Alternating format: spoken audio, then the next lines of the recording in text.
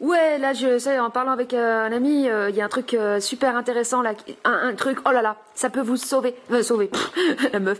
Non, non, mais faut le savoir, faut l'avoir à l'esprit.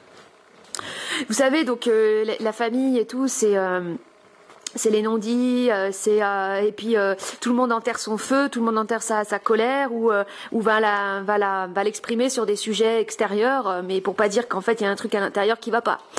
Et par exemple, si vous sentez par exemple vous avez votre feu qui ça bouillonne parce que vous sentez qu'il y a la chape de plomb, qu'il y a tout ça, vous sentez que en fait autour de vous il y a personne qui peut réceptionner votre colère, sauf parce qu'il y a par exemple un gros dossier.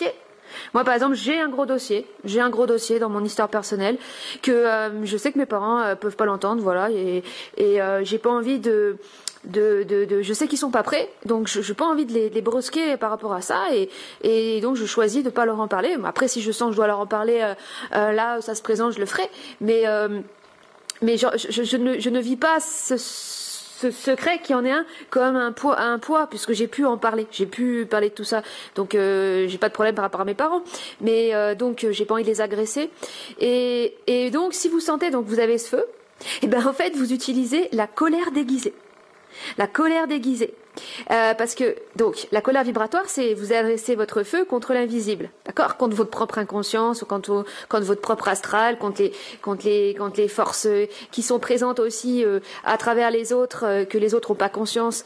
Donc chez vos parents, et qui vont en fait tout faire pour vous détruire, parce que de toute façon c'est ça, hein, l'astral, c'est parasite de la lumière, et puis quand une personne s'individualise, bah du coup elle est en proie encore plus à ça.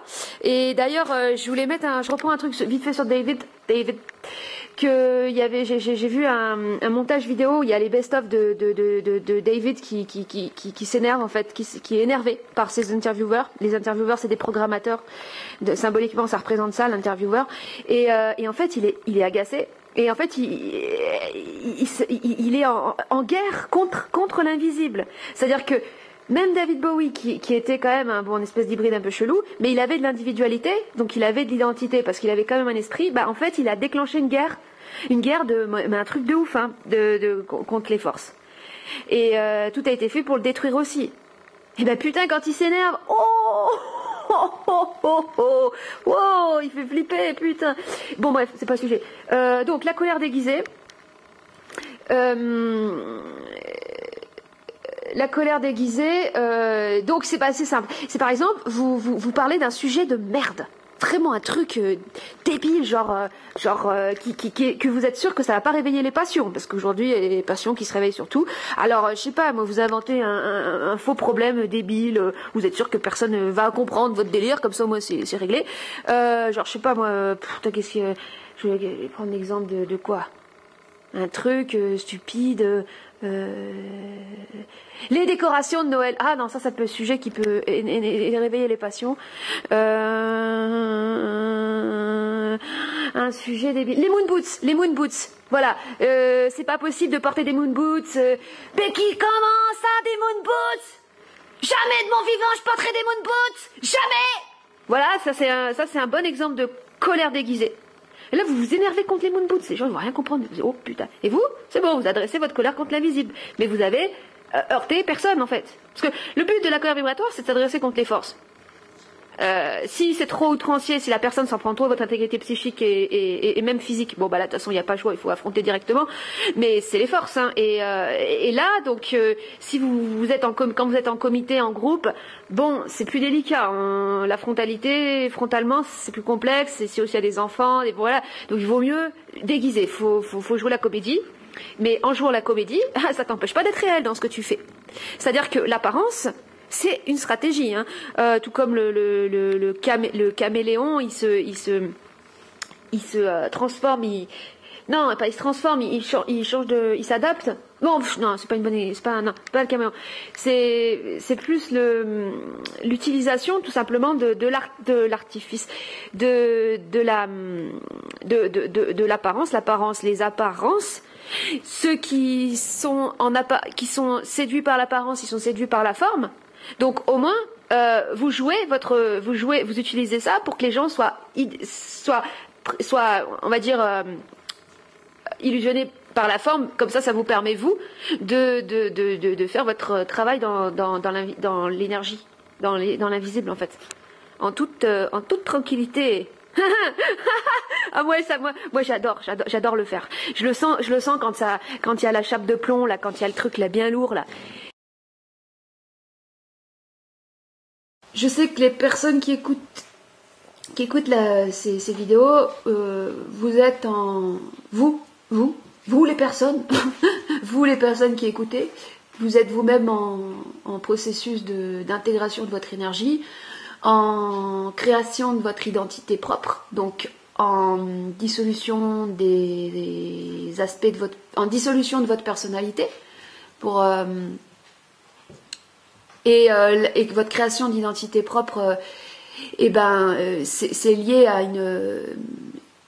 à une capacité à penser par soi-même. Voilà. Même si j'en ai rien à foutre, oui, les pensées viennent pas de nous, d'accord, oui, mais c'est une façon de parler. Je dis penser par soi-même, ça veut dire faire preuve c'est tellement complexe, je vais pas parler de ça. C'est savoir définir ses besoins, donner un sens, une direction à sa vie, c'est hiérarchiser justement les pensées, puis savoir lesquelles sont les plus bénéfiques pour nous et lesquelles sont pas utiles. Bon, bref, tout ça, on s'en fout, c'est pas là pour parler de ça. Ce qu'il y a, c'est que ça prend, c'est très prenant, et aussi en soi, en tant que tel, c'est captivant. Commencer à développer cette conscience vibratoire, donc à se dépolariser, à se déprogrammer du mode binaire, puis commencer à entrer dans sa vibration par la parole, tout ça c'est fascinant, et ça crée une fascination même pour notre propre pouvoir qu'on avait ignoré tout ce temps. Donc quand on le découvre, on est forcément un peu fasciné. Donc moi je le vis, ça, cette fascination. Et le problème, c'est que la fascination, c'est du magnétisme. En fait, on est magnétisé par notre propre esprit. Je sais pas si vous imaginez le truc, alors que l'esprit c'est électrique, mais bon là, on est magnétisé par notre propre esprit, et on en oublie le cœur. Et ouais, on en oublie le cœur. Il y a aussi le phénomène de la prise de conscience, donc l'ouverture à la réalité occulte de ce monde, au mensonge cosmique. Ça peut justement, par le biais de cette colère qui va en émerger, qui va forcément survenir, qui va se révéler, à ce feu qui va se révéler, et cette colère qui va se diriger contre notre propre force d'inconscience intérieure, le risque, encore une fois, c'est de se couper du cœur. Mais le truc, c'est que si on s'est coupé du cœur, c'est parce que on en avait besoin aussi, parce que on a aimé dans notre vie, on a aimé sans intelligence, et on a eu mal. On a été détruit par l'amour. Je veux dire, c'est le drame de la vie. Donc, et après, c'est de réussir à pouvoir à nouveau aimer, mais avec intelligence. Et intelligence, mais sans contrôle, parce que le contrôle, c'est l'inverse du cœur, parce que la vibration et le cœur, c'est un mélange de joie et de souffrance. C'est vraiment un truc indescriptible dans des mots, parce que quand ton cœur il vibre, ça fait autant mal que ça fait de la joie. Donc c'est particulier quand même. Et je vous laisse faire ce message avant de commencer la vidéo, qui va partir un peu dans des débats un peu comme j'en ai à mon habitude maintenant, où je parle beaucoup. Bon,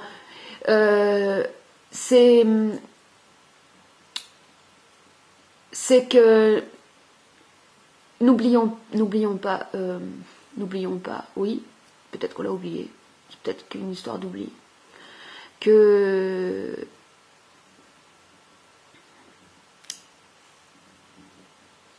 ces temps là, en ce moment là, le 21 décembre, le 22, le 23, le 24, le 25, c'est les fêtes,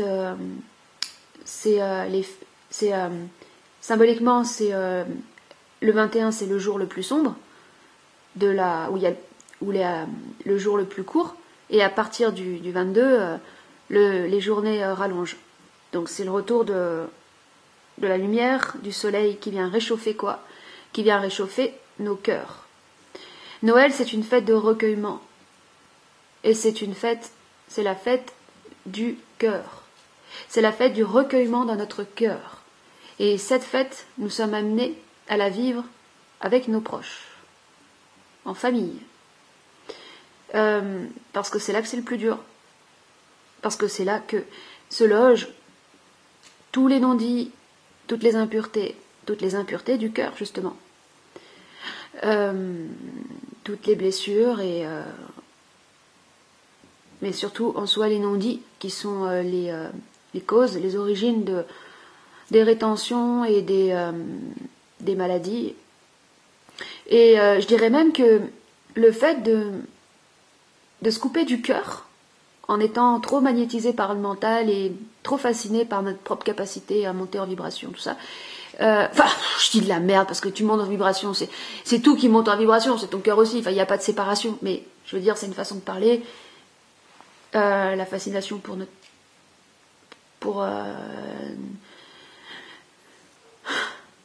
merde. Ah, attendez, il y a Loupiote parce qu'elle m'a... Aujourd'hui, il y a pas mal de... Loupiote Merde. Viens ici. Ouais. Être hyper attentif en ce moment parce que il y a la moindre faille et la moindre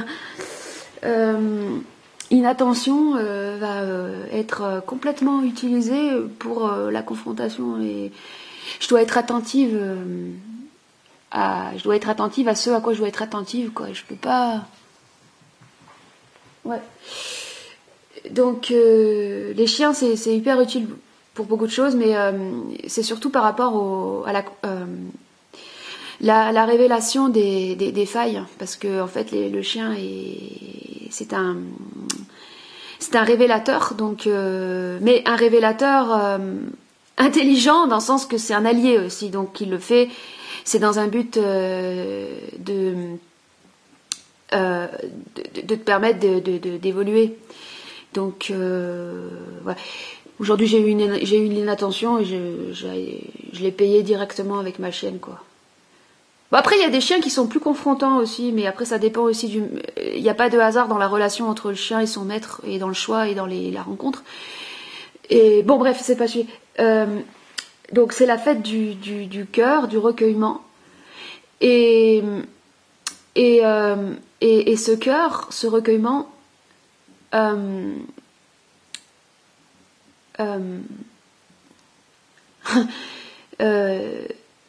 c'est vous savez, les pleurs du cœur, c'est un mélange donc de déchirement, mais en même temps de joie. Je simplifie ce qu'on peut vivre quand on vit une expérience. On pourrait dire quand on vibre, tout simplement, voilà. Et ces pleurs-là, cette vibration du cœur dans le déchirement et la joie en même temps, eh ben, il faut savoir que c'est ce qu'il y a de plus puissant. C'est ce qu'il y a de plus puissant comme onde de rayonnement. Donc, c'est important de l'avoir en tête par rapport à par rapport à Noël, et je veux parler après, voilà, des dangers, des dangers entre guillemets, des risques, à savoir le fait de s'emporter dans des débats et dans des polarisations, des confrontations, qui cachent en fait, qui sont en fait qui reflètent des non-dits dans la famille, et alors qu'en fait il faut aller dans le cœur, le cœur du non-dit, c'est-à-dire même si on n'a pas les moyens. Le truc, c'est que le cœur sera toujours ton j'ai envie de dire ton guide, parce que quand t'as pas les mots, quand t'as pas les mots, bah ton cœur les trouve en fait. Et le fait même de dire que t'as pas les mots et que le fait même de dire que tu sais pas comment exprimer ce que tu voudrais exprimer, mais en parlant avec en le disant avec ton cœur, ben tu vas exprimer que t'as pas les moyens et l'extérieur, en fait les autres, parce qu'ils vont être en fait, ils vont être impactés par l'onde de choc de ton cœur, ben ils vont t'apporter les mots. Parce que toutes les violences qui sont dans ce monde, et tous les comportements agressifs viennent d'individus qui saignent dans le cœur. Ça, il faut bien le garder à l'esprit. Et que forcément, quand tu as une personne qui saigne dans son cœur et qui est réfugiée dans la peur, non, pas réfugiée dans la peur, mais qui a sombré dans la peur, le seul médicament et la seule non, pas le médicament, la seule force d'opposition supérieure et puissante, c'est le cœur. Donc en fait quand tu pleures de la sincérité de ton cœur, tu seras toujours inattaquable. Il faut le savoir. Il y a des vibrations comme ça qui sont en fait des ondes de choc. Mais un truc qu'on n'a pas idée, qu'on a oublié. Les pleurs sincères du cœur. La joie aussi. Mais la joie, ce qu'il y a, c'est qu'on peut pas toujours la manifester. Dans certaines... Il y a des situations qui sont bien trop confrontantes pour pouvoir être dans la joie, même si... il y avait des individus dans les camps de concentration qui arrivaient encore à rigoler. Bon, là, tu dis chapeau. T'arrives à rire, t'es crucifié. Et là, t'arrives à rigoler. Bon, voilà. Mais les pleurs de sincérité, c'est une vibration qui n'est pas... qui est de la sincérité du cœur. C'est une vibration qui n'est pas de ce monde. Si on parle de ce monde en tant que matrice... de l'astral, de forme mémorielle et tout ça. Ça connaît pas, ça peut pas connaître ça. Donc en fait, tout ce qui n'est pas de ce monde, savoir les trois grands principes, l'intelligence, la volonté et l'amour, c'est nos clés. Et quand t'as pas quand il y a un principe qui te manque, tu vas dans un. Et par exemple, moi j'ai dû développer mon mental, en fait. J'ai toujours été quelqu'un de... Non, pas toujours. Mais justement, j'ai dû développer le mental jusqu'à devenir trop mental, quasi. Parce que je devais développer cet aspect-là. Et aussi, en tant que femme, je dois développer cet aspect du mental qui est directement aussi lié à la volonté pour justement manifester ce principe de volonté qui a manqué aux femmes et m'équilibrer par ce biais-là. Mais quand c'est trop, faut que je passe dans le cœur, faut que je passe dans mon cœur. Et je sais pas, mais ce que je ressens, c'est que il y a ce que j'ai vécu aussi, quoi. C'est que ça me l'a refait, comme je vais le dire après, c'est que ça me l'a refait. Je me suis énervée en fait en début du mois de décembre. Oh putain, Noël, fait chier, parce que voilà, et je me suis refait avoir comme ça à pas comprendre à me faire avoir par le côté programmation, à vouloir défoncer la programmation, comme il y en a, ils veulent défoncer la matrice. Putain, mais sérieux, quoi. Et le côté, moi, Matrix, je supporte plus ce film, en fait. Genre, en fait, j'aime que les détournements de Matrix. Parce que ce film, il est chiant, ce film. Ce film, il est pas marrant. Et puis l'autre, la Neo, puis Keanu Reeves, je déteste cet acteur. Je déteste cet acteur. Non, dire que je le déteste, ce serait lui porter trop d'intérêt. Il me fait chier, c'est un putain de chef. Oh putain, ça y est, je commence à me diffracter là. En fait, j'ai un agacement, c'est par rapport à David Bowie aussi, il faut que je le dise, parce que j'ai vachement, j'étais en mode genre, ouais, il est cool et tout, machin. Moi, il y a un truc qui me fait chier avec David, et clairement, David, je te le dis là, putain, si tu m'entends, David, je te le dis, sérieux. Tu te l'es trop pété, mec. Tu te l'es trop pété. C'est insupportable, tes mimiques, tes petites mimiques de mec qui se la pète à l'anglaise, là. Insupportable, mec. Tu te la pètes pourquoi? Parce que tu sais d'où tu viens, tu connais ta mémoire, tu connais toutes tes vies antérieures. De toute façon, quand tu dis « j'ai réussi ma vie un nombre incalculable de fois », et puis tu te la pètes. C'est insupportable, oui. Attends, bien sûr, tu t'en sais plus sur les humains. Tu vois que des humains voilés qui se rappellent pas de leur vie parce qu'ils ont le voile de l'illusion et tout, de l'oubli, pardon, ou je sais pas quoi. Toi, tu t'en rappelles, donc ça te donne un magnétisme parce que un magnétisme de fascination parce qu'on voit dans tes yeux que tu sais quelque chose que nous on sait pas, hein, ce truc de mystère avec ton culte du secret à toujours faire le truc là avec tes potes Illuminati, même si tu leur as dit fuck, en fait t'étais quand même pote avec eux, et puis va te faire foutre. Tu fais ton malin, tu fais ton fier, mais tu sais quoi, tu te rappelles juste de ta mémoire, mec, tu te rappelles juste de tes putains de vies antérieures. Bah et alors que tu peux pas connaître la vraie malice. La vraie malice de celui qui regarde avec les yeux de l'esprit. Hein? Ça, tu connais pas. Tu connais peut-être à 0,00000%. C'est déjà pas mal.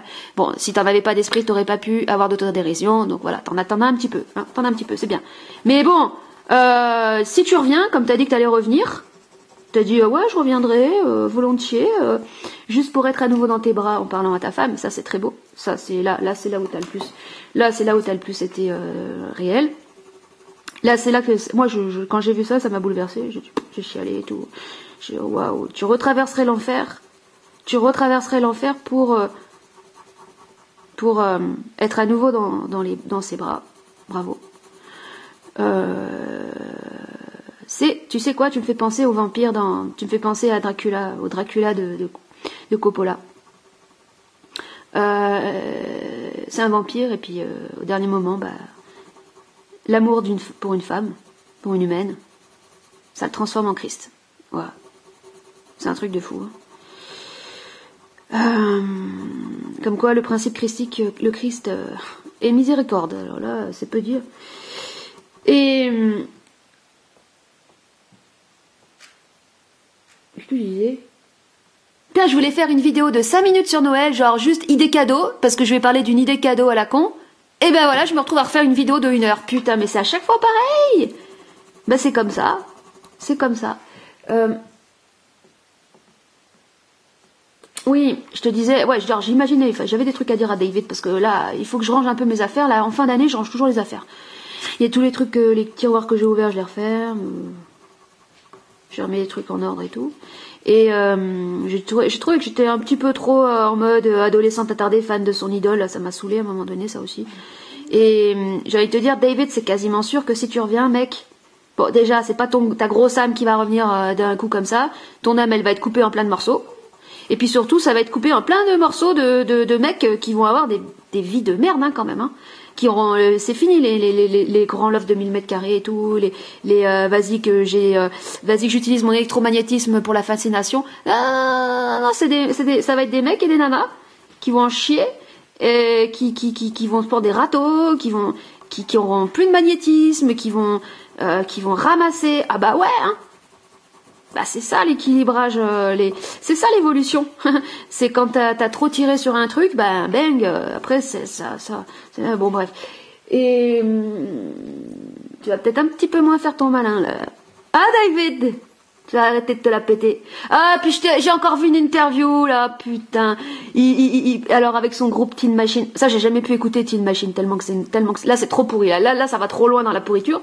Et il est là, David en train de faire le mec naturel et tout, faire comme s'il y avait pas la caméra en mode nature. Putain, on n'y croit pas du tout quoi.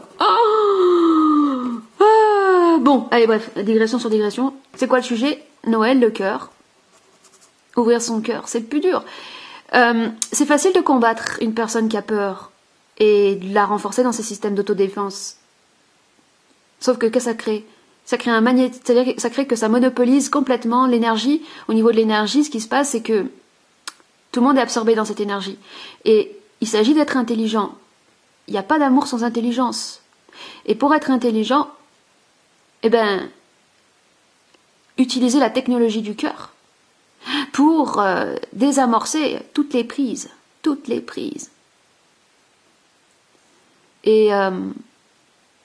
d'essayer d'utiliser Noël et de cette fête avec les proches pour se fréquencer sur notre cœur. Ça, je le dis à moi-même, parce que je me fais à chaque fois, je m'auto-programme à mes personnages. En fait, la famille, la famille, c'est vraiment ton révélateur de programmation, quoi. T'as grandi dans ta famille, c'est tous tes liens karmiques, c'est la programmation. Donc, si tu travailles, putain, mais ça caille, personne n'a fermé la porte.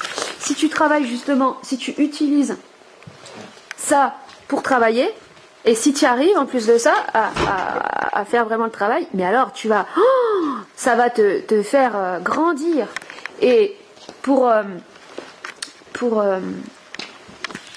donc le travail donc de déprogrammation par les personnages. Moi j'ai tous mes personnages en plus. Bon là ça va, le message est passé parce que j'ai fait passer un message avec une grande intensité. Parce que moi quand je suis pas entendue, ce qu'il y a c'est que quand je suis pas entendue, je hurle et je peux faire des crises qui peuvent être impressionnantes. Hein. Mais c'est toujours dans la maîtrise, hein, mais je peux faire peur. Je sais que je peux faire peur. Donc si je suis pas entendue, je dis une fois. C'est comme quand j'étais avec les enfants à l'époque en banlieue et tout. Je leur dis toujours une première fois. Sur un ton simplement informationnel.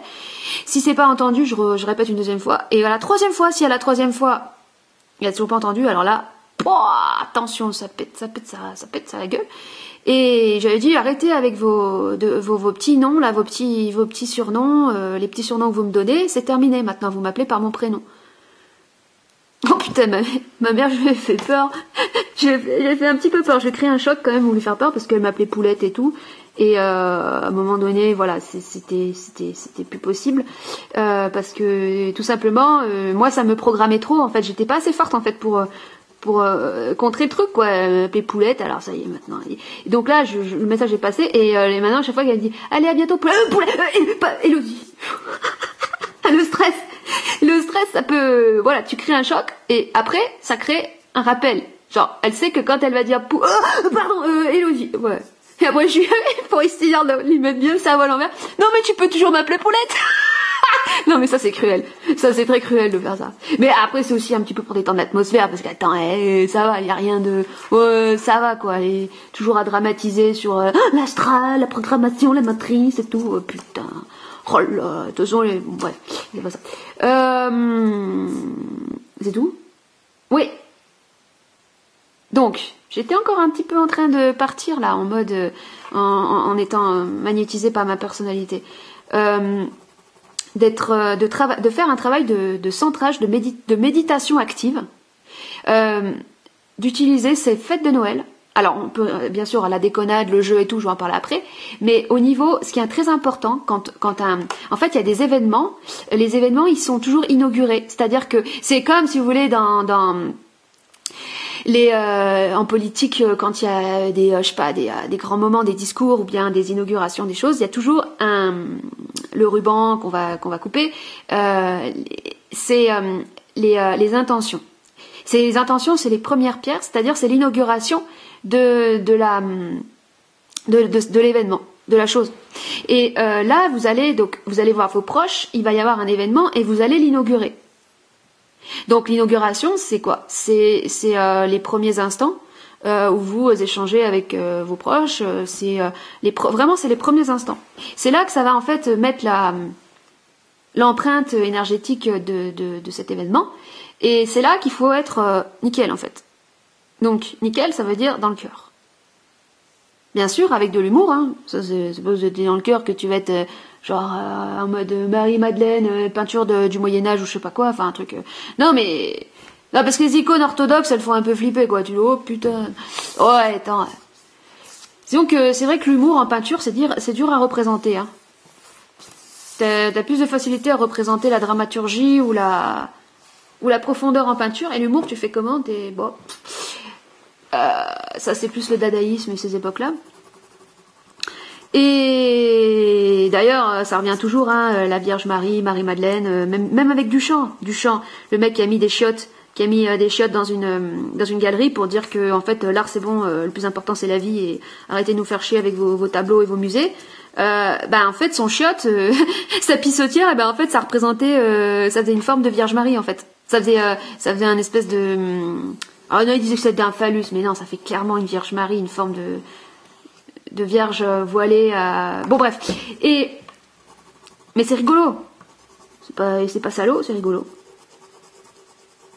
Bah la pisse, après la pisse, ouais, la pisse c'est aussi ce que t'as. C'est aussi tout ce qu'on a refoulé dans l'art parce qu'on a voulu tendre tout le temps à l'élévation comme dans la danse classique et tout, l'élévation, mais en oubliant les chakras du bas, quoi, et donc ça crée après une fracture, et là le but c'est de tout intégrer dans le corps. Donc, moi c'est en ce sens-là que je vois que c'est une pissotière. Putain, j'ai encore fait une digression. Donc les premiers instants de l'événement, c'est les pierres que tu poses. C'est là qu'il faut être juste et poser les bases. Et si tu sens qu'il n'y a pas la réactivité, la résonance, parce que de toute façon les parents sont tous dans leur programme et donc c'est compliqué, bah tu insistes, tu persistes dans, tu fais durer le truc. Tu fais durer ton état de cœur. Et si tu sens qu'il n'y a pas d'écoute, bah t'as le droit, c'est là que tu peux chialer. Parce que, en fait, quand on pleure, ça crée quelque chose de très puissant. Hein. Quand tu pleures, les gens comprennent pas pourquoi tu pleures. Pourquoi tu pleures? Puis c'est interdit de pleurer. Pourquoi tu pleures? Qu'est-ce qui t'arrive? Ah, là, bah tiens. Ah bah tiens, il y a quelqu'un. Ah bah tiens, ils écoutent là. Ah bah tiens, ils regardent et ils écoutent. Et oui. Et puis surtout, ils sont touchés. T'es obligé d'être touché quand tu vois quelqu'un qui pleure. C'est impossible au niveau de la vibration de pas être touché. Même la personne la plus dure et la plus ce que tu veux, elle sera touchée obligatoirement. C'est pour ça que les enfants pleurent. Parce qu'ils n'ont pas les mots. Et ils savent qu'en pleurant, ils vont pouvoir interpeller quoi? Le parent par par leur empathie, qui en fait l'enfant est le moyen de communication avec les parents. C'est l'empathie, c'est-à-dire que c'est la syntonisation vibratoire. C'est ça. Nous, on a pleuré plein de fois, c'était même pas qu'on était triste, c'est que on avait ce besoin d'entrer en résonance avec le parent. C'était ça qui nous importait. Et on voyait que le parent n'était pas disponible et tout, donc on pleurait. Et à ce moment-là, on établissait directement le contact. Le contact de quoi? Le contact de l'écoute. Quand tu pleures, la maman, le papa, mais qu'est-ce qu'il y a? Mais pourquoi tu pleures? Donc le parent est à l'écoute. Et là, l'enfant, il peut parler, peut exprimer les choses. Sinon, il n'est pas entendu. Voilà. Donc quand t'es pas entendu, bah tu pleures. Ah ouais. Et là, le message, hop, le personnel s'écoute. Ah, il pleure. Ouais. Et elle écoute. Et ah, d'accord, c'est ça que t'avais à me dire. D'accord. Et là, tu pars sur des bonnes bases. Là, tu pars sur des bases, les pleurs, ça nettoie, ça purifie, ça nettoie le cœur, les cœurs, et tu pars sur des bases saines pour pouvoir avoir un moment en famille mémorable. Mémorable dans le sens intense, dans le sens réel. Tant que c'est pas purifié suffisamment, parce qu'après la purification c'est toute ta vie, hein, tu te purifies, on a tellement de mémoire, de traumatismes, de machin, de blocage, de trucs, de peur, de machin, c'est toute ta vie. Moi puis t'auras peur, on n'aura pas tout le temps, de toute façon, on aura toujours peur. Puis moi je dis faut se débarrasser de la culpabilité, mais la culpabilité on en aura toujours aussi. À partir du moment par exemple où tu aimes quelqu'un, où tu as de la considération pour quelqu'un que tu connais pas forcément, je sais pas, bah, tu auras toujours peur de mal agir. Et puis heureusement qu'on a de la culpabilité, tu te dis ah merde, j'ai mal agi, bah heureusement, parce que ça te permet de t'ajuster encore mieux. Si on n'avait pas de culpabilité, qu'on était que on serait des bourrins, on serait des grosses brutes, on serait des espèces de parfois moi je me vois comme ça, je me vois comme une grosse brute. Et quand je me vois comme ça, bah ce que je fais, c'est que je me regarde, puis je chiale. Puis voilà, c'est tout.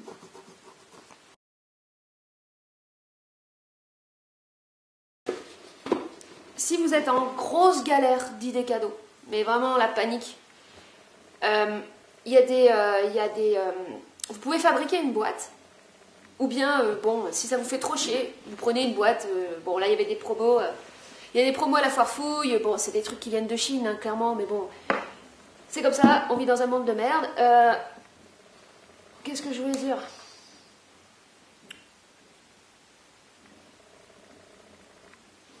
J'ai trouvé cette boîte, bien kitsch. Vous pouvez trouver une boîte en forme de carré, peu importe, on s'en fout. Et à l'intérieur, j'ai fait la forme, que je vais mettre dedans. Et qu'est-ce que je vais offrir? Rien. J'ai écrit dessus, je t'offre ma présence. Je t'offre ma présence. Ha ha ha. Voilà le super cadeau. Parce que ça devrait être ça, Noël, putain. Bordel. Les cadeaux, ça fait chier. Je t'offre ma présence. Je l'ai mis sur un bout de bois, sur un bois un peu lourd, parce qu'il fallait quand même que ce soit consistant, parce qu'on est dans un monde de 3e dimension, donc on est encore soumis par les lois de la pesanteur et tout ça. J'aurais plutôt dû dire que c'est pas une question de... Enfin, c'est surtout une question d'équilibrage, encore une fois, parce que si j'avais simplement utilisé le paquet, la boîte, avec un bout de papier dedans, avec écrit je t'offre ma présence, c'était un peu trop foutage de gueule. Donc fallait que je mette du poids, fallait que je mette de la densité. Encore une fois, c'est toujours une question d'équilibrage. C'est ça, ah oui, ça y est, ça me vient. Noël, c'est aussi l'occasion justement de travailler cet équilibrage, la légèreté ou même le divertissement. Et après, je vais parler du jeu. Vous allez voir, le jeu, de pouvoir trouver une activité, un jeu à pratiquer avec tout le monde, c'est ce qui va permettre de faire monter en vibration et de pouvoir contrer toutes les potentielles attaques de l'astral, ou plutôt les tendances peut-être de certains des membres de la famille à aller à se laisser polariser par la peur. Parce qu'en soi, la peur, c'est de la gravité, donc ça amplifie les lois de la pesanteur. Ça amplifie la 3D, la 3D, la 3D bien lourde, quoi. Donc une certaine légèreté et un certain goût pour l'amusement va pouvoir amener cette explosion de la pesanteur, hein, qui peut être assez important quand même, parce que c'est vrai que j'ai ressenti qu'il y avait, voilà, on a forcément un membre de la famille qui a peur, enfin, par rapport à ce qui se passe. Donc la légèreté, c'est pas de la niaiserie, hein. C'est pas de la niaiserie si c'est utilisé consciemment comme principe de rééquilibrage, enfin d'équilibrage, et puis plus que d'équilibrage, d'élévation du taux vibratoire et de célébration de la vie, quoi. et surtout de la vie et de l'enfance. Parce qu'après je vais en reparler, mais Noël pour moi c'est la fête des enfants. C'est la fête des enfants. Et ça sera toujours la fête des enfants.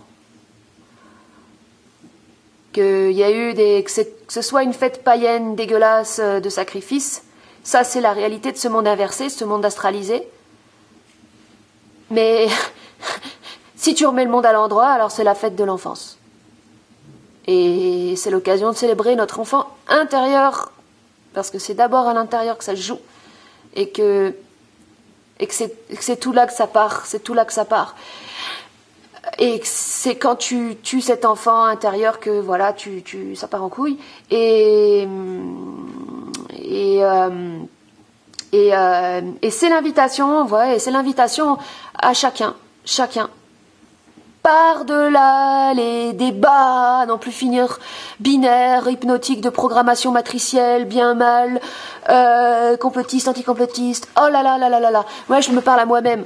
Surtout, ne tombons pas là-dedans. Non, sérieusement, ne tombons vraiment pas là-dedans. C'est le piège grossier de la matrice, c'est nous polariser, en fait, c'est nous programmer au mode binaire. Donc, soit t'es complotiste, soit t'es anti-complotiste. Voilà, c'est ça. Il n'y a plus d'idées politiques, maintenant, c'est les masses contre les pros. Non. Ne nous faisons pas avoir par cette grosse glu émotionnelle, de programmation émotionnelle de merde. Mettons tout ça, en fait, de côté. Et puis, en plus de ça, je vais en reparler après, mais ça cache toujours, c'est-à-dire que quand tu t'emportes, en fait, quand toi tu t'emportes sur un truc par rapport à ta famille, par exemple, genre, tu vas trouver que c'est inacceptable, le port du masque, je sais pas quoi, machin. Je dis pas que c'est pas inacceptable, hein, c'est pas ça, hein, la question, c'est au niveau émotionnel. En fait, ça cache un non-dit. C'est-à-dire qu'il y a un truc que par exemple, vis-à-vis de ton parent, que tu supportes pas chez lui, et que tu sais pas lui dire, tu sais pas lui exprimer, donc tu utilises ça pour montrer ta colère. Et allons directement au cœur, en fait, au cœur du problème, parce qu'en soi le problème c'est pas les masques, c'est même pas la pandémie, c'est tout ça, ce ne sont que des révélateurs, des amplificateurs, des révélateurs de dissensions internes pour pour moi, la maladie, c'est mon point de vue, hein, c'est forcément, obligatoirement, qui participe fort obligatoirement d'un processus global de purification. Même si, bah oui, il y a certaines maladies, tu peux en mourir, c'est vrai. Mais en soi, la mort, c'est une alchimie, c'est une forme de transformation alchimique, hein, donc ça participe aussi d'une purification aussi quelque part. Et pour moi, la maladie, c'est pas un truc envoyé des parasites de archontique, de l'astralo, je sais pas quoi. Hein. Ça a une raison. Il y a une intelligence aussi derrière tout ça. C'est la peur. Hein. C'est toujours la peur hein, qui fait que qu'il y en a qui vont partir dans des débats agressifs. Parce que l'agressivité, c'est un système de défense et tu te protèges. Si tu te protèges, c'est parce que tu as peur. Donc il y en a. Si vous avez des membres de la famille qui sont là en mode genre défoncer les anti-masques, partir dans un truc comme ça, c'est juste parce qu'ils sont flippés et qu'ils sont en train de se défendre contre leur propre peur, mais ils sont pas capables de voir leur peur en face parce que elle est trop grande. Ils ont trop peur, donc ils peuvent pas la voir en face, donc ils préfèrent passer en mode survie, attaque et tout. Voilà. Puisque là, c'est très délicat, parce que là, c'est la famille. Donc, le truc, c'est qu'en général, c'est en minorité. C'est-à-dire que... Enfin, j'ai fait des généralités, donc ça ne veut rien dire ce que je dis. Mais c'est toujours une personne qui va être polarisée fortement dans la peur et qui va contaminer les autres. Donc, si tu pars en affrontement contre cette personne, en fait, tu vas amplifier son système d'autodéfense et ça va faire que toute la conversation, toute l'énergie va tourner autour de cette personne. Ça me fait penser vraiment quand j'étais prof en banlieue, quoi. C'était toujours pareil, c'est que si t'as toujours un élément qui fout, on va dire le fouteur de merde de la classe. Et le truc, c'est que ce qu'il faut, c'est que déjà ça, tu dois pouvoir l'identifier tout de suite, pouvoir identifier que cette personne, cet enfant est très mal dans sa peau et en souffrance de ouf. Et il faut pouvoir, ou soit par exemple, soit un enfant qui a besoin toujours de se faire remarquer ou des trucs comme ça, c'est qu'il est en souffrance et parce qu'il a besoin de se faire des limites, il en a pas, et puis il a besoin de se reconnaître lui-même, tout ça. Donc ce qu'il faut, c'est parler avec lui. Ça, c'est hyper important. C'est genre tout de suite identifier dès le début, mais bon, là, quand c'est la famille, on sait déjà qui est cette personne, et parler avec elle de cœur à cœur, j'ai envie de dire, mais à part et pour lui dire en gros c'est bon, je t'ai reconnu, enfin je veux dire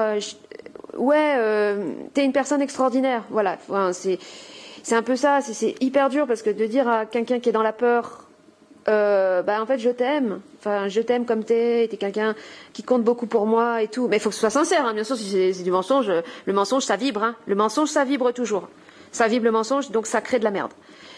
Faut que ce soit sincère. Si vous le pensez pas et vous le ressentez pas, bon bah ça sert à rien. Mais de le dire, ça va en fait permettre de qu'on appelle ça, d'endiguer la tumeur, enfin même de l'annihiler, parce que c'est un problème d'amour. C'est juste un problème de cœur. Enfin c'est juste. C'est le drame humain, c'est pas juste. Non, mais ouais, bah, je l'aborde avec légèreté parce que ça fait chier sinon. Puis c'est une chaîne YouTube et merde, quoi. C'est bon, quoi. Et merde, ce que je disais. Donc ça, c'est bien de pouvoir. Ouais, quand il y a une personne dans la famille qui est trop polarisée dans la peur, c'est de la prendre à part et de parler en tête à tête avec et de lui dire en fait ce que vous avez sur le cœur, genre. Ben, tu sais que t'es une personne qui a beaucoup compté pour moi, d'essayer de... J'ai envie de dire, c'est un peu terrible ce que je vais dire, imaginer que cette personne, elle est morte en fait. Enfin, qu'elle vient de mourir et tout ce que vous lui avez pas dit, vous avez oublié de lui dire, ou vous lui dites. Voilà. Et ça va stopper net le virus. Le virus de la peur en tout cas. Et permettre de passer une soirée équilibrée, parce que... En général, les gens ils veulent juste passer un bon moment, quoi. Enfin, tout le monde a envie de passer un bon moment. Personne n'a envie que ce soit. Tout le monde a envie que ce soit mémorable. Les fêtes de Noël, sauf qu'on s'y prend tous comme des manches. Et la première erreur, vraiment, ça consiste à attaquer ou à entretenir l'opposition avec quelqu'un qui est dans la peur. Non, il faut vraiment travailler en fait sur l'identification par justement le détectage vibratoire des fréquences de peur. Moi, ma chienne, elle m'apprend ça. Hein. Là, il y a un épisode aujourd'hui, elle a attaqué, elle a pas attaqué, mais elle a sauté sur un chien en laisse. Elle l'a pas mordu, hein, mais elle l'a impressionné parce qu'il vibrait la peur et la nana, elle vibrait la peur. Et moi, j'ai eu un moment d'inattention, mais ça, il faut jamais avec un chien, il faut jamais être inattentif. Donc, c'est un super enseignement. Et j'étais en train de regarder une connerie sur Facebook et oh là là, je me suis fait agresser. La meuf, elle m'a regardé avec des yeux mais de femme genre soldat de Dark Vador avec son masque, alors qu'ici à la montagne, franchement, je veux dire, en plus il n'y a personne dans le village. Mais bon, c'est comme ça. C'est comme ça. Ben moi, j'ai mis 3-4 heures avant de me remettre dans mon état. Hein. Ça m'a. J'étais en colère, les empires, l'empire de la mort, l'empire de la peur, je supporte pas, je vais tous les détruire. Non, mais n'importe quoi, mais oh là là, la meuf, mais sérieux. Ben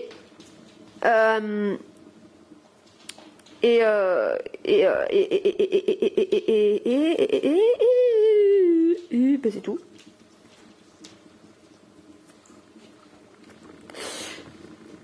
Qu'est-ce que je disais?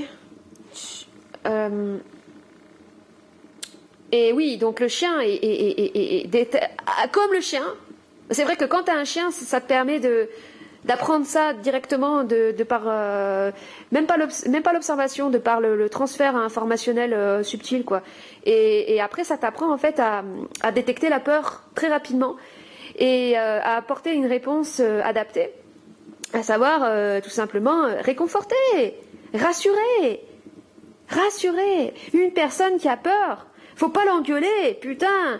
Moi, je me souviens, mon père il faisait faire des sports flippants, genre du canyoning et tout, quand j'étais enfant, là. Et puis, des fois, j'avais peur, je me faisais engueuler. Putain, t'as encore plus peur, c'est débile, quoi. Dire, ah, mais non, t'inquiète pas, ça va aller. Mais après, j'ai vu aussi des animateurs, des guides. J'avais vu une scène, une fois, qui m'avait vraiment marqué. C'était un groupe d'ados. Donc avec un guide formé, on voyait qu'il avait de l'expérience. Et en fait, il les poussait à sauter. Parce que le canyoning, c'est que tu sautes il y a des sauts, il y a des trucs, il y a des toboggans dans la roche, il y a des trucs assez techniques. Il faut pas avoir peur. C'est-à-dire que c'est vraiment un sport. Si t'as peur, tu risques vraiment de te faire mal, quoi. Donc il les poussait. Donc il coupait en fait la réflexion. Il n'y avait pas de réflexion, mais il disait, tu vois, c'est là, regarde, pam, pam. Et il transmettait l'énergie de la confiance. Et à un moment donné, c'était un canyoning où à la fin, il y a un saut qui est assez impressionnant parce que il faut courir, en fait, il faut mettre ses pieds vraiment à un endroit particulier. Et si tu les mets pas là et que tu mets ailleurs, tu peux vraiment te tuer. Je me souviens, j'avais un ami, quand j'étais enfant, il avait glissé. Et il était tombé, et en fait, son père a cru, j'avais vu sa tête et j'avais vu la tête d'un homme qui a vu son fils, qui est persuadé que son fils est mort. Enfin, franchement, c'est flippant. Et il a couru, il a sauté. En fait, il était pas mort, il était bien tombé où il fallait. Mais bon, il y avait une roche, il y a vraiment une grosse pierre juste à côté. Bref. Et il y a eu une enfant de, je sais pas, peut-être 12-13 ans. Elle a fait une crise de panique. J'en ai déjà fait des crises de panique, c'est-à-dire qu'en fait, elle était paralysée, tout simplement, comme ceux qui font des crises de panique. Et en fait, elle était complètement bloquée. Et elle était hypnotisée par sa peur, paralysée. Et je peux pas, comme ça. Bon, ça a duré pendant 10 minutes. Et le mec, plutôt que là, à ce moment-là, il pouvait, de toute façon, elle était rendue sourde. Hein, la personne était rendue sourde, hypnotisée. Il pouvait plus lui dire non, t'inquiète pas, ça va aller, parce que de toute façon, plus il lui disait ça, plus ça allait renforcer son état de transe, en fait, de transe hypnotique. Et en fait, ce qu'il a fait, c'est qu'il a créé un choc. Il a créé un choc, en fait, pour la déparalyser. Donc, en fait, il l'a secoué, il lui a dit, maintenant, ça suffit! Tu vas sauter! Mais genre, oh là là, ça m'avait choqué! Oh, et au moment où il a fait ça, elle s'est complètement déparalysée. Elle a pleuré, parce qu'en fait, elle n'arrivait même pas à pleurer tellement qu'elle était paralysée. Elle a pleuré, et puis, en fait, il l'a fait sauter, quoi. Alors, il l'a carrément drivé, en fait. Il a été obligé comment on appelle ça, de l'assurer jusqu'à un certain point pour après la faire sauter. Mais bon, moi, elle était mobile. Alors, ça veut pas dire que faut faire ça tout le temps, hein. Mais c'est subtil tout ça, de toute façon. En tout cas, dans ce cadre-là, le guide était avait une expérience des états émotionnels et de la manière de conduire un groupe de manière complètement sécure. Et donc, pour que ce soit sécure, en fait, il ne peut pas y avoir de place à la peur. C'est pas possible. Donc, quand tu utilises la confiance, et que tu mets bien en confiance, que tu rassures et tout, t'en que la peur. Mais si après, il y a une faille trop importante chez un individu, il faudra utiliser un moyen plus choquant. Mais c'est que si la technique de rassurer et de réconforter n'a pas fonctionné et que la personne, elle est tout simplement, elle est paralysée ou là, il y a quelque chose, il faut intervenir, quoi. Oh putain, ça s'est pété, sa mère. Ah! Oh, tant pis. Les imperfections, ça fait partie de la vie, de toute façon, c'est plus réaliste. On y croirait presque.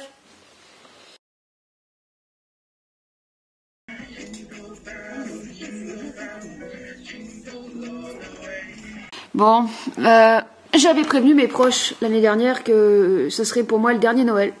Le dernier Noël, on va dire, traditionnel. Même si déjà le Noël de l'année dernière,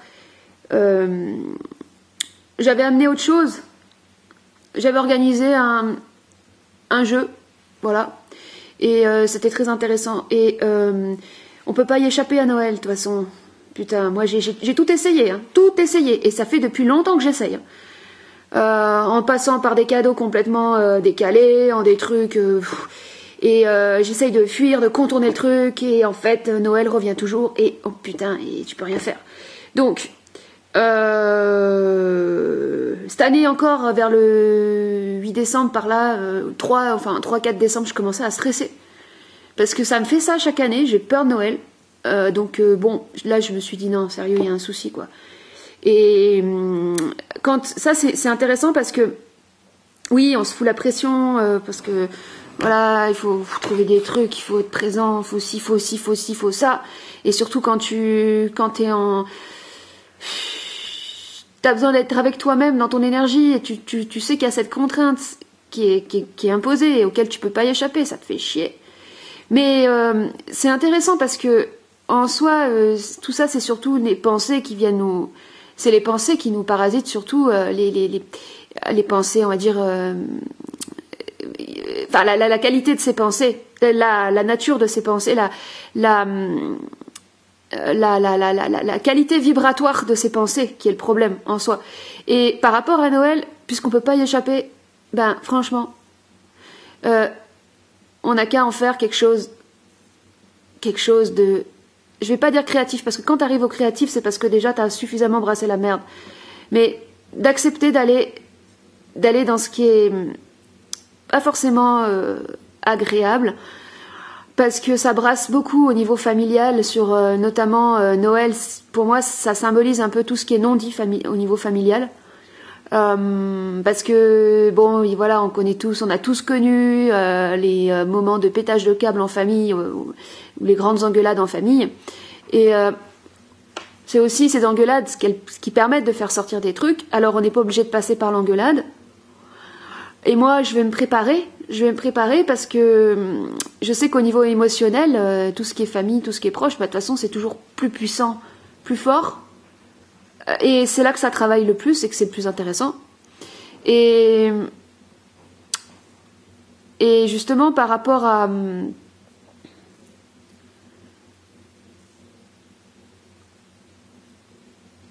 En soi, il faut savoir un truc, c'est que à partir du moment où tu t'individualises, tu déclenches une guerre dans le subtil.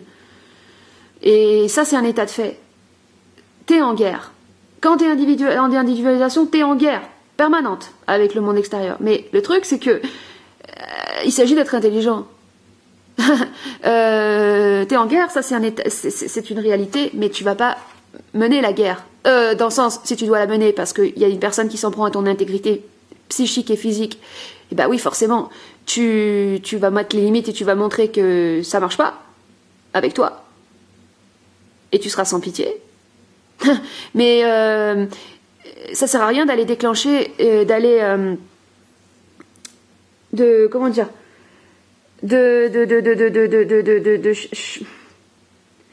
chercher la confrontation, sauf si le non-dit est trop pesant. C'est-à-dire qu'en fait, tout est en fonction c'est ça, je suis en train de me parler à moi-même, la qualité vibratoire de l'atmosphère, je vais dire, quand un non-dit est trop plombant, là c'est ton devoir d'aller percer l'abcès. Et c'est pas agréable, personne n'a envie de percer des abcès, ça c'est sûr. Mais le pire c'est de ne pas le faire parce que t'as peur ou parce que t'as pas envie de t'emmerder, par lâcheté ou par paresse. Ça c'est pas bon. Et la colère fait peur. La colère fait peur parce que c'est le feu et donc c'est incontrôlable. Mais faut l'apprendre de toute façon, on n'a pas le choix, on est obligé d'apprendre à maîtriser ce feu. Donc plus on recule, plus on attend et plus ce sera compliqué. Pour ma part, j'ai eu suffisamment de confrontations comme ça. J'estime que j'en ai suffisamment, il y en a suffisamment eu, et que mon travail est plus dans le cœur.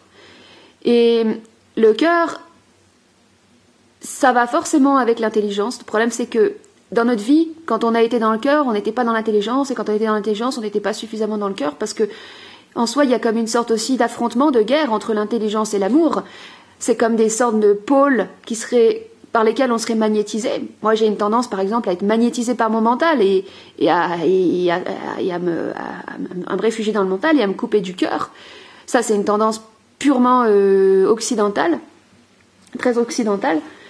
Et forcément, ça amène quoi? Ça amène de la dureté et de la rigidité et de l'autorité aussi, qui n'est pas forcément, qui doit être ajustée également. Et justement, les fêtes de Noël, même si dans ce monde ça a été inversé, on parle de fêtes païennes, tout ça, peu importe, on s'en fout. On n'est pas là pour refaire l'histoire cachée du monde parce que on la connaît suffisamment. On est là pour apporter quelque chose de nouveau, de plus intelligent que la mémoire, parce que on va pas brasser la mémoire. Enfin, faut la connaître bien sûr, mais pour l'intégrer et la transformer. Et le neuf, ça, c'est le cœur aussi, parce que toute notre vie, on s'est cadenassé. On a mis des murs, des armures et tout ça, et on a cherché des réponses, et en cherchant des réponses, on rajoutait des murs, on rajoutait des couches, alors qu'en fait, il fallait juste trouver les clés et trouver l'endroit pour ouvrir. Et le cœur, c'est la serrure centrale, quoi. C'est la porte centrale, c'est le centre, le cœur. Le cœur, c'est la technologie centrale de tout, et allié à l'intelligence. Discernement et cœur. Et voilà, c'est ça Noël. C'est une invitation à allier ces deux-là et à maîtriser son feu, et pour le maîtriser, ça veut dire en être le maître. Et à aussi devoir, s'il faut à un moment donné le faire sortir pour mettre des limites. Moi, je sais, par exemple, dans ma famille, je peux avoir des personnes qui vont aller chercher les limites. Par exemple, pas directement sur moi, parce que j'ai un caractère tellement insupportable, enfin, tellement de chiante que les membres de ma famille s'en prennent jamais à moi. Ils ont trop peur de ma réaction, ils ont pas envie de se faire chier avec mes réactions. Par contre, ils peuvent s'en prendre aux personnes que j'aime, ou bien par exemple à mes animaux, à faire des critiques à mes animaux, des choses comme ça par détour. Et là, je suis de plus en plus aiguisée. Ça passe pas à ça. Mais si ça insiste, si ça continue de critiquer, alors là, wow, putain, ça y est, je déchaîne les foudres. Putain. Parce que aussi, j'ai besoin aussi de me rééquilibrer par rapport à toutes ces fois dans ma vie où j'ai été laxiste, où j'ai fermé les écoutilles parce que j'avais peur et parce que je préférais me soumettre à cet astral. Donc cet astral, cette inconscience, cette mort, ce parasitage intérieur à tous les êtres qui fait que un parasite a besoin de se nourrir de la lumière, et les animaux sont purs. Donc il y a de la lumière, donc le parasite veut se nourrir de ça, il fera tout pour détruire l'animal aussi. Mais en tant qu'homme, en tant qu'humain, on ne peut pas laisser faire ça. C'est pas possible. Et donc, pour moi, c'est très important. Alors, surtout, je vais amener mes animaux, mais pour moi, les membres de ma famille, s'ils doivent respecter mes animaux de toute façon, et si c'est pas le cas, ça va chier, quoi. Ça va chier vénère.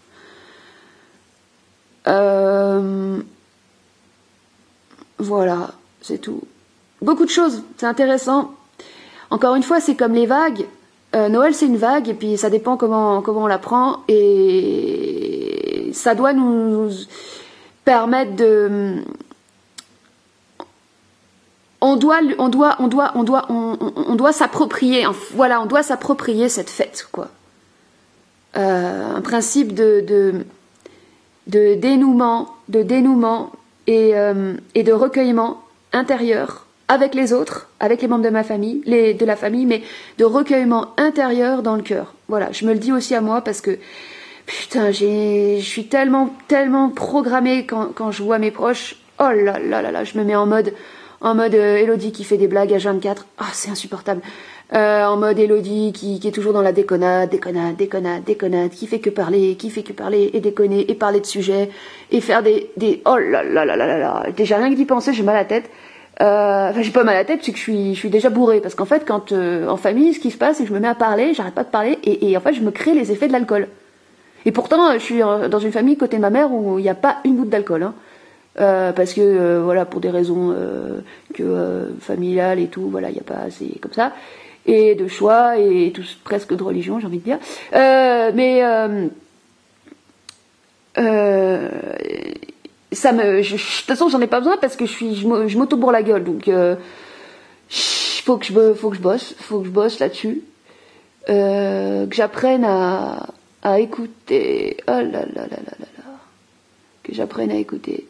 Mais le problème aussi, c'est que si je parle beaucoup, c'est parce que il n'y a pas de direction dans les réunions familiales. Il n'y a pas de direction. Personne veut donner une direction, donc ça part dans des trucs. Et le problème, c'est que c'est toujours les plus magnétiques qui prennent le dessus. Moi, par exemple, j'ai un membre de ma famille, il va partir sur de toute façon l'humanité, c'est de la merde, l'humanité est un cancer, blablabla. Ça, je peux pas laisser faire ça. Je peux pas laisser cette énergie arriver, je peux pas laisser cette parole arriver, donc je suis obligée de donner la putain de direction aux échanges pour faire monter, en fait, légèrement, pour faire monter en vibration, tout simplement pour créer une sorte de vortex, c'est-à-dire un vortex, ça veut dire que tout le monde est intégré. Mais c'est pour ça, voilà, c'est ça. C'est pour ça que l'année dernière, on avait fait un jeu et que dans le jeu, on était tous intégrés dans ce vortex. Et c'est ça le truc, c'est que moi, le problème, c'est que comme il y a personne qui donne de direction, c'est moi qui prends la tête du truc. Et le problème, c'est que ça tourne autour de moi. Et c'est ça le problème des réunions familiales. Donc, pour pas que ça tourne autour de moi, mais pour que je sois quand même initiatrice du vortex, parce qu'il y a personne d'autre qui veut le faire, il faut qu'il y ait une activité. il faut une activité. Et vous verrez qu'il y a des dissensions dans la famille. Putain, j'ai plus de batterie. Il y a toujours des dissensions dans les familles, hein, comme dirait Jésus, je suis pas venu apporter la paix mais l'épée. Dans une famille de 5 3 se rencontrent 2. Donc ça c'est une réalité parce que d'ailleurs le processus d'individualisation ça se fait toujours par l'opposition et plus t'as d'identité, plus forcément t'es en opposition avec les autres. Mais pour autant tu vas pas déclencher des guerres inutiles, mais ce que je veux dire, c'est que l'activité, donc le vortex, c'est-à-dire l'activité, ça peut être un jeu, ou par exemple jouer aux boules, ou je sais pas, peu importe, on s'en fout. N'importe en fait, n'importe quel jeu. Il faut qu'il y ait un jeu, faut qu'il y ait une activité. Ça va justement créer un lien énergétique, en fait, vibratoire entre les êtres qui seront tout simplement qui seront portés par le vortex lui-même et qui seront justement empêchés de se combattre. Par exemple, vous prenez deux personnes qui ont des idées politiques très opposées, donc qui sont programmées au mode binaire, parce que ça le problème dans les familles, c'est de toute façon t'arrives toujours au moment où tu t'engueules. Alors les pro-masques, les contre-masques, les complotistes, les anti-complotistes, et ça c'est du binaire, ça c'est de la programmation, et ça c'est le piège de la matrice, c'est le piège de Noël, c'est le piège des repas où ça n'amène rien, mais rien, c'est tout le monde est dégoûté à la fin, après tout le monde se fait la gueule.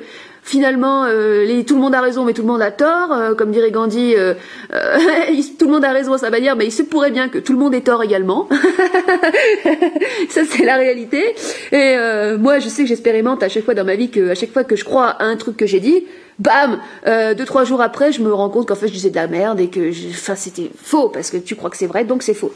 Et donc, on laisse tomber tout ça. Et vous prenez donc deux personnes de bords différents, imagine deux mecs, qu'est-ce qui va les relier par exemple? Je veux pas faire dans le cliché, mais bon, moi souvent j'ai remarqué que quand tu donnes un ballon à des garçons, ils sont contents, ils jouent. Bon, c'est pas mon cas, sauf avec ma chienne, j'aime bien ça, c'est autre chose. Et voilà, c'est le ballon.